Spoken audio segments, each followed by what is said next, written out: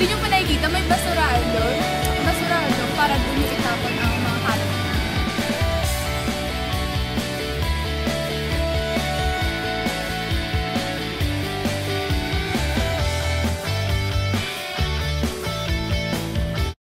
Mag-segregate at mag-recycle, kaya nating i-prevent ang pagkakaroon ng pollution at pagbawas sa mga basura sa paligid.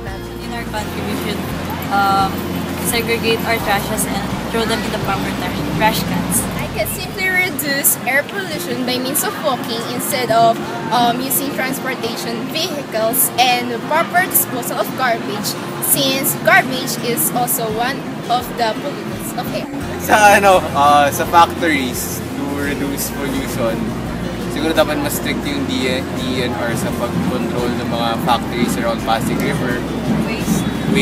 Waste elimination nila kung paano sila ng waste. Tapos, mas stricter yung local government sa pag-i-enforce na bawal magtapon ng basura sa river. Saka, waste disposal implementation policies na pinapagawa ng government. Siguro dapat mas strict. More of government to control yung mga tao.